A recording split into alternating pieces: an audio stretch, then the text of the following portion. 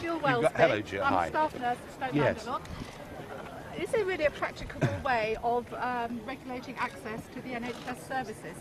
I know that you have this in your manifesto. Do you think it's actually practical to be able to do it? Because I work at the sharp end, obviously, and I see the pressure the NHS is under.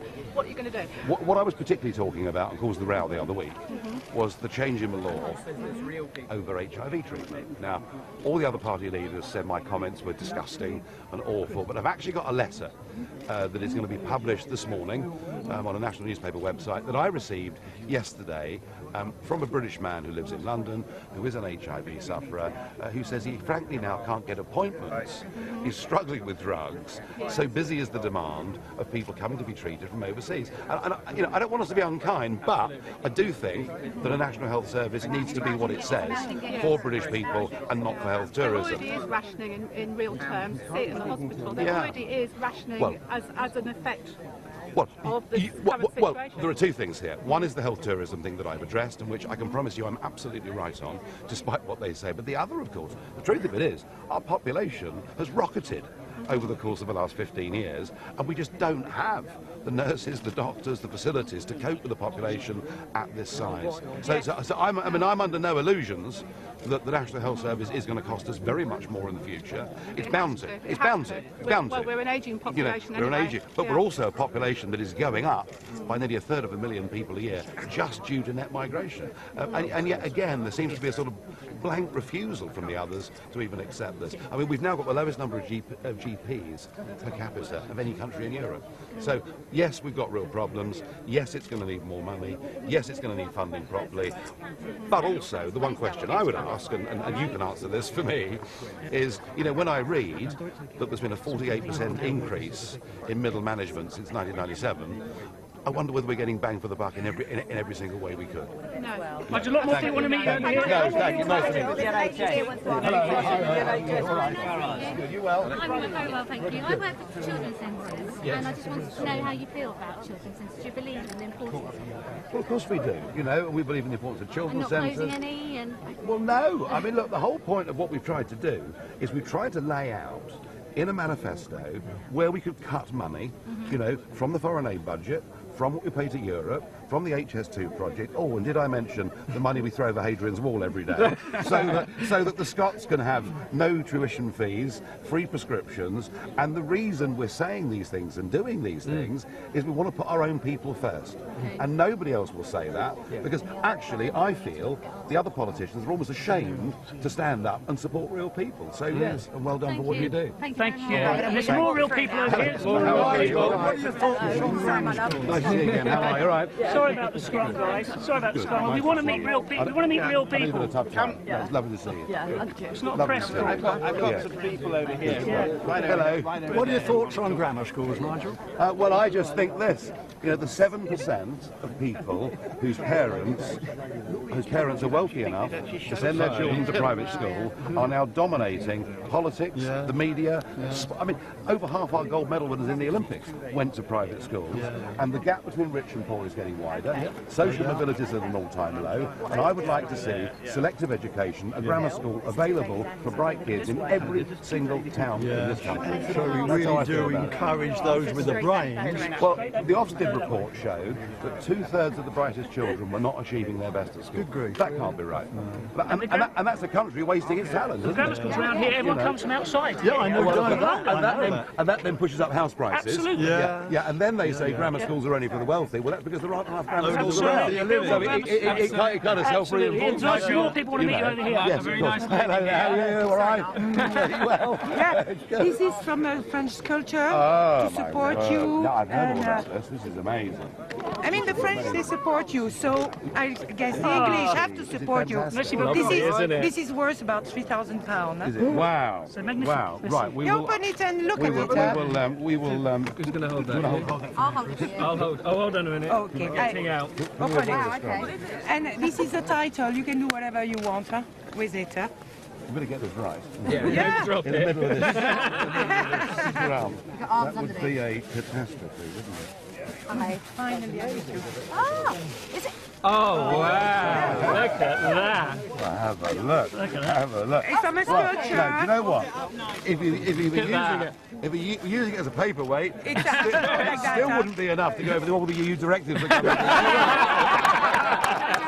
And this is a title. You can do whatever you want. fantastic. That is wonderful. absolutely amazing. Wow. You can count on the French. That was good. Well, thank you. You're welcome. Thank you very much. You're welcome. There's more people this way. There's more people this way. Hello, hi there. How are you? Why aren't we getting much coverage on the BBC? What is it about the mainstream media? Well, I don't know. Well, it is, as I said earlier, there was the Ofcom ruling that said there are 4 major parties. I've got no complaints about Channel 4, ITV, Channel 5, Sky, who have covered us as part of the election campaign, and the good bits, the bad bits, and all the things that happen. But I genuinely feel that if you were to sort of watch the evening news on the BBC, you would think UKIP were just a bit part player. So I think there is. We are in, and in fact, my lawyer is here somewhere today. We are in regular correspondence with them, but we're less than happy about the way it's been dealt with. Right, to the right. To the right, Nigel. To the right. Right. Yeah. Mr. Farage, hello, how are you? Can I speak about defence? Defence? Yeah, what's happening about as regards defence? Andrew? Well, I think the Labour Party, Conservative parties and Lib Dems have decided that what they say is that defence doesn't matter because there are no votes in defence. No, listen, I think it matters. I think it matters hugely. You've got me near news. I've been following it for 40 odd years. Well, do you know Portsmouth? The last time I went to it's more of a museum now than it is a naval dockyard. Chatham obviously went sometime.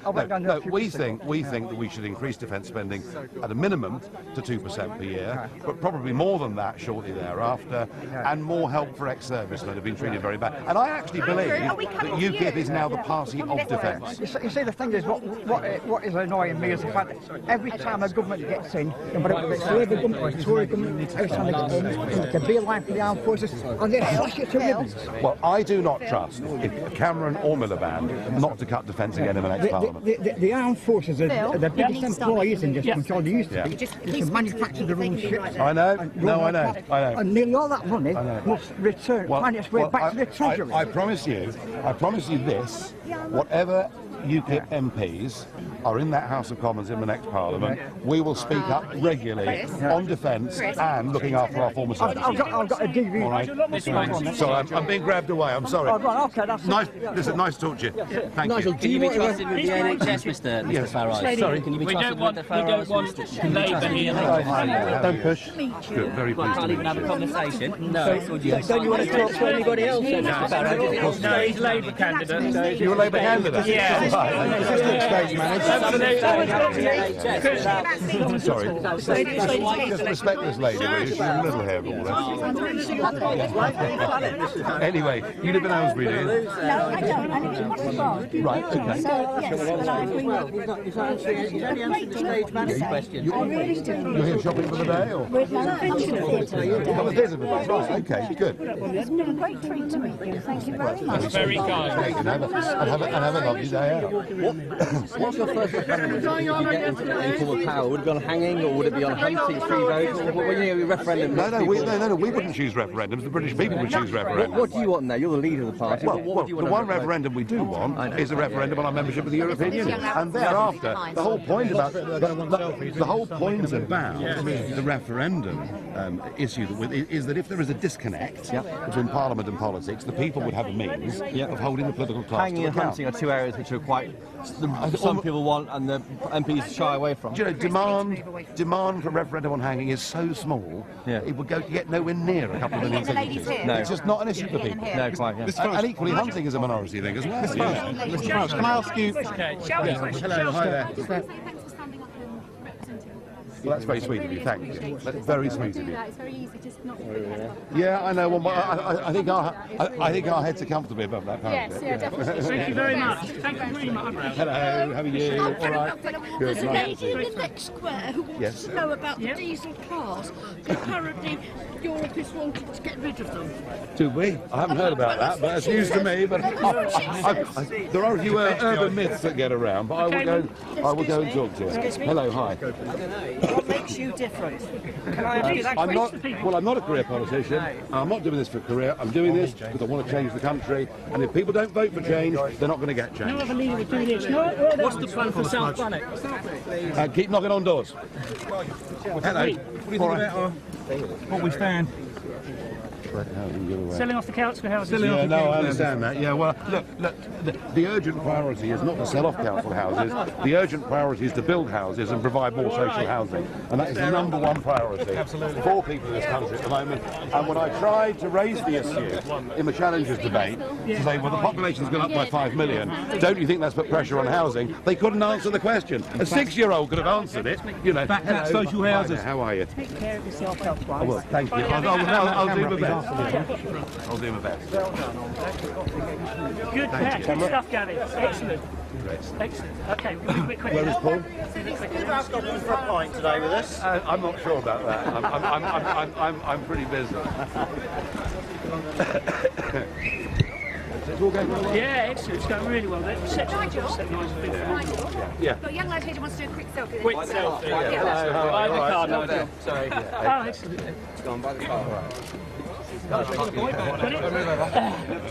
Thank you. Excellent. Nigel. Got another selfie. Just one more. Okay, come on. Hello, how are you? Right. I believe what you are doing for your people and your nation. But I believe what you are doing for your people and your nation. But I am a medical doctor who have been suffering here. I did all what required for the General Council. Yes. I have been banned to work for no reason. Banned from work? No reason at all. I work for this reason. Really, I'm asking for equality here. Well, you better speak to our local councillors here. That's me. Yeah, you better speak to Chris about that. You know. I believe what you are doing for your nation and people. Thank you. Thank you very much, sir. Thank you very much. Hello, how are you doing? All right. Parliamentary candidate, Milton Keynes North. Oh, right. I believe I'm one of the He's a younger one. He's a younger one. Nigel. Younger than my children. Nigel, just hold on a sec. One sec. One more selfie here. Yeah. One more selfie. One more selfie. We got it. All right, good. Hello. All right. It's a long time. Nice to see you. Good. Great stuff. Stay healthy. I will. I'll look after myself. I'll be more mature. Can I ask you what value you place on meeting people out in the flesh like this? Well, it's actually easier without all you lot here. But no, I love it. I love it. And I love it. And I love it. And I think, do you know something? I think the general election campaign overall has been very sanitised. Very, very sanitised. We've seen the leaders all in factory visits, and it's just not been a proper engagement. So I'm trying to do the best I can to engage. It's not easy, but I'm trying. What's the steps? Yeah, sure. One step. One. That's it. We're up. Yeah, we're up. Good. Have we seen Pete Farage? Have we seen what? Pete Farage. That's what you left all about Pete Farage. No. No, I'm still climbing. There are some Labour people in Elf. I'm still climbing. For the birthday. Where is it? For you then, Nigel. Drinks on me. Bit early, even for me, you know. How are you? All right. Straight ahead. Thank you very much. Good luck. Good luck. Thank you, mate. Well done, you, David. At least we deliver our own leaflet. We do a quick couple of questions, is that okay? Yeah. Just stay there, Richard. Right, we can stop here. Sorry, thank you. I mean, I'm loath to ask you this because of who I work for, but genuinely as a reporter. Yeah. I mean, you've talked about the BBC a lot today. Yeah. Last night's report you described as absolutely disgraceful. Could you just tell me a little bit more about why you believe this organisation is so against you? Well, I think in the past there are other groups that have felt unfairly treated. There has been an inbuilt bias on the European question within the BBC for decades. Very well documented. It led in 2005 to the Wilson Report, where the BBC admitted it had not covered the European question fairly and promised to improve, and things simply have not improved. And it is as if the BBC is part, in its thinking, of the political establishment, and we are the one party in British politics challenging this European consensus, and frankly, I think being treated in the most extraordinary way. I mean, look, when we have people in UKIP that say or do stupid things, you know, and it happens, all right, I have to hold my hands up, and the BBC cover it as a news story. There have been 291 councillors and council candidates from the Liberal, Labour and Conservative parties who since January the 1st this year have been arrested, imprisoned or forced to stand down for crimes including racial assault and paedophilia. We don't see much of that on the So will you not be going on tonight's programme? Of course I will. You will go on tonight's programme. So I'm talking to you. Yes, as we do regularly, absolutely. But I am allowed to criticise last night's report. Mr. President, the late Hello, hi there, how are you? All right? Careful. Good, nice to meet you. You too. Great stuff. Terrific. Inspiration. Thank you very much for your Can I have a presence. selfie? After that, Nigel. Could I say no? I can say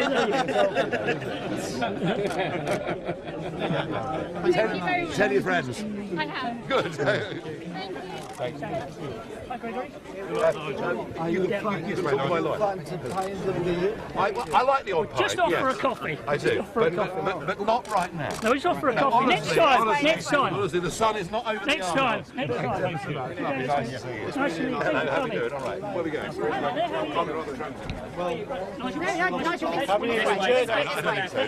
Let them go. How are you feeling, Nigel? It's good. I mean, you know, You were feeling so good. well, I wasn't. No, but I've got myself sorted out, straightened out. But I've had a very bad time. I've straightened myself out, and that's a good thing. And are you possibly going to win here? There's a huge Tory majority. Huge Tory majority, but I mean, I haven't come today to waste my time. You know, I know there is a buzz. I know there is momentum here, and you know, this is one of those areas that could produce a real shock. If you were to win here, how many seats do you know would give you nationally? Oh, please, this is all too difficult for me and for everybody. There's no such thing as an expert in this election predicting what will happen seat by seat. You pulled out of an appearance on Radio 1 tomorrow afternoon that you were due to be doing. You went to be taken out in a live line today and you're not. Is that right? I don't know. It's been organised. Get back to work. All right, need to work. Yeah, good. Thank you. I don't know. Hello, hi there. How are you? All right. Very well. Good. Nice to meet you. Let's go and get in the car, Nigel. Yeah, fine. Bennett, stand by, I'm going to get in the car. Good one, James. No, it's a bit early for me. I'm on this health kick now as well. Early, you 25 to 1. You didn't frankly have the balls to put country before party.